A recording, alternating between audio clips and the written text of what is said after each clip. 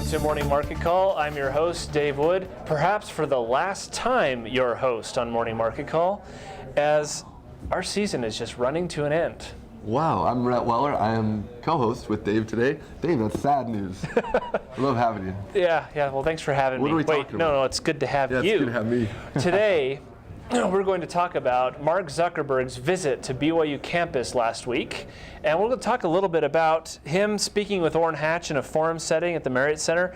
There was a lot of people there. Yeah, there was. I counted over probably 13,000 people. The Marriott Center was more than half full, even though it was a snowy day. So you didn't listen to what they said. You sat there and counted to 12,000 people. Well, I could just divide the Marriott Center in half. It was quite easy. Oh, so okay, got it. All the basketball games, it's just talent.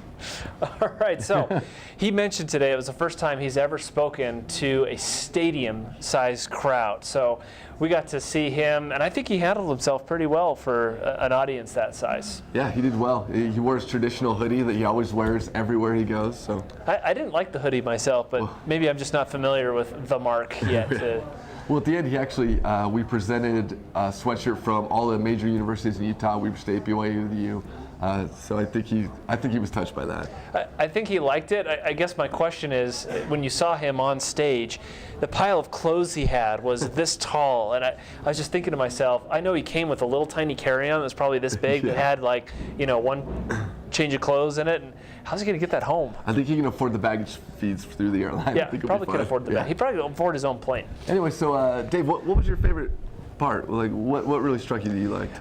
There's a couple things that I really liked, and maybe this is skipping ahead a little bit, but the thing that I liked best was he mentioned a sub-website. It was peace.facebook.com that documents all of the various people around the world who have a connection with a traditionally tense relationship. So Israelis and Palestinians, maybe Colombians and Venezuelans.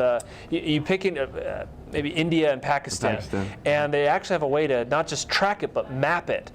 And especially in light of the effect that Facebook, and we can also mention Twitter and some of the other social networking sites have had, that they really are breaking down barriers. And this site is a representation of those barriers breaking down. And I think he's aware of that impact that he has, and I think it's a potent one, and it maybe even a portent for what is to come and what other barriers it can continue to help breaking down. Yeah, cool. I really enjoyed that too. I thought it was interesting to note that they're thinking globally now. They said 500 million users, and the majority are outside of the U.S. And he also mentioned 3 years ago it was 100 million. Yeah, I mean, exponential growth. It's ridiculous growth.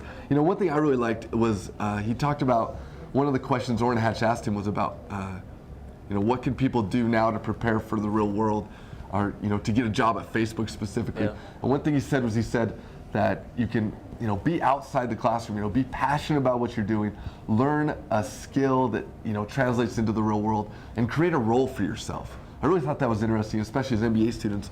You don't want to be just a cog in the machine. You want to create the job that you're going to do. He says when they hire at Facebook that they look at people they actually hire are like people who think Facebook might be broken and they could take it to the next level.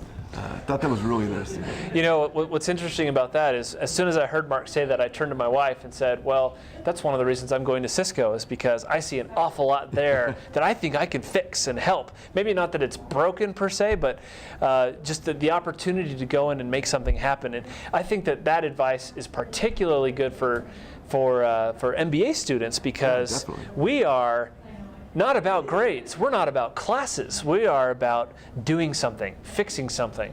And I think we can really take that advice to heart and use that. Yeah, believe what you're doing. Take it to the next level. If you're a finance student, develop a financial model. If you're marketing, do a marketing campaign outside of class for some company you're interested in. Really interesting stuff. So the next thing I want to talk about is Orrin Hatch. He was the facilitator, and it's one of the reasons I went wasn't just because Mark was there, but because I've been a longtime supporter of Orrin Hatch. Read his biography, I thought it was great. But I had to be keenly aware, it's election time. And I just think he's there in this forum, and half the time he's just there congratulating Mark on everything that he's done. A little bit, yeah. And the whole time just like politics. And I don't know.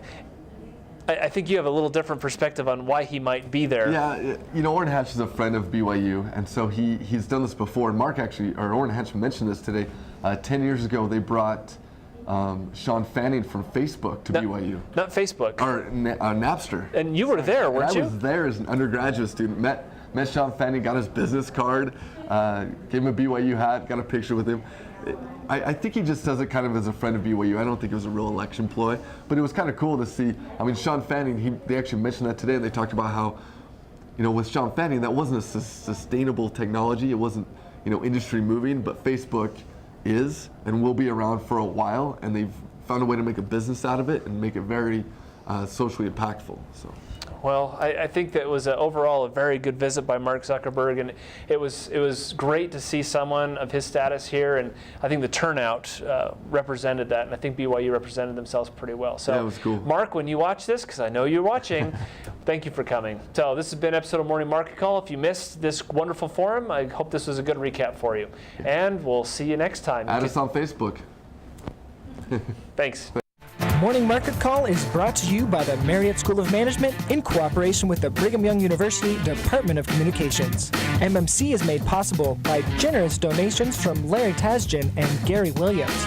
This show was produced by Jeff Butler, David Wood, and Doug Mumford, with line producing by Beth Grimmett. For more information, please follow us on Twitter and Facebook.